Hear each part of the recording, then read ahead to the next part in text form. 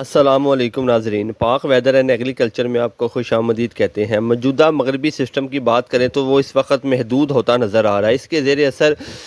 پنجاب کے شمالی پنجاب یا وسطی پنجاب یا جنوبی پنجاب کے علاقوں پر بہت کم بارشیں دیکھنے کو ملی ہیں، کیونکہ اس کا جو جھکاؤ تھا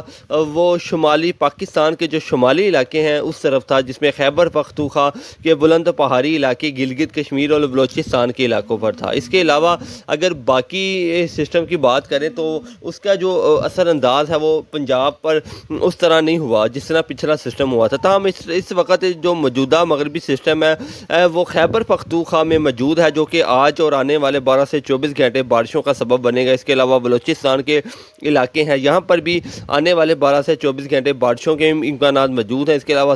صبح سندھ کے علاقوں کی یا پھر پنجاب کے علاقوں کی بات کریں تو 2 دن جو آج اور کل کا سنڈے کا دن ہے تو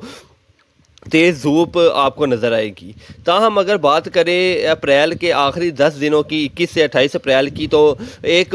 سے 2 مغربی سسٹم جو سے وہ پاکستان میں داخل ہوں گے۔ ایک بالکل مغربی سسٹم جو کہ 22 تاریخ کو ایران کے راستے خیبر پختونخوا میں داخل ہونے کے لیے تیار ہے بالکل، جس کے زیر اثر خیبر پختونخوا کے بہت سے علاقے، جس میں لکی مربت، اس کے علاوہ ڈیرہ اسماعیل خان، ایبٹ آباد، ہری پور، مانسیرا، ہنگو، کرٹ، کوہاڑ،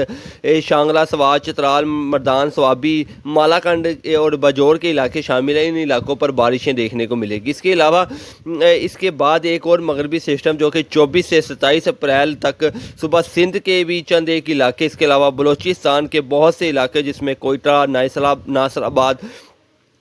اس کے بعد قلعہ عبداللہ، چبن، رسبیلا، جعفر آباد،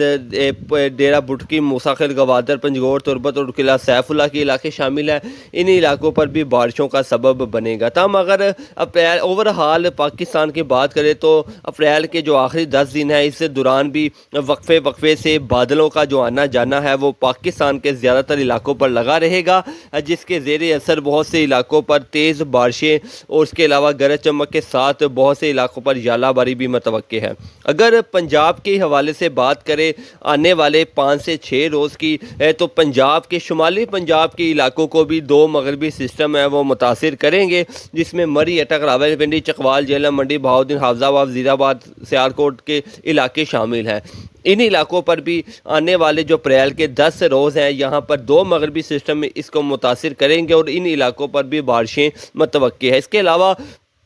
اگر شمالی پنجاب کے جو نیچے والے علاقے ہیں، جس میں شیخو پورہ، لاہور، گجرات، کلر کہار، اس کے علاوہ شکرگڑھ، ڈسکہ، فیروزوالا کے علاقے شامل ہیں، تو ان علاقوں پر ایکٹیویٹی ذرا کم ہوگی، بارش کے امکانات کم ہیں۔ اگر بات کریں وسطی پنجاب کے حوالے سے، جس میں قصور، ننکانہ صاحب، بکارا، ساہیوال، پاک پتن، فیصل آباد، ٹوبہ، ٹیک سنگھ، جنگ، چنیور، سرگودا، خوشاب، میاں والی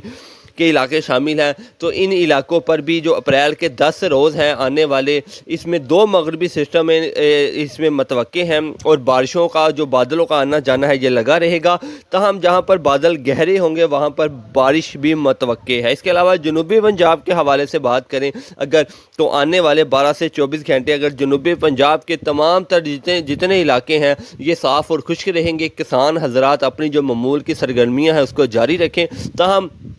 اگر 21 سے 22 اپریل سے بات کریں تو ایک جو مغربی سسٹم پاکستان میں داخل ہوگا، اس کے زیر اثر جنوبی پنجاب کے علاقوں کو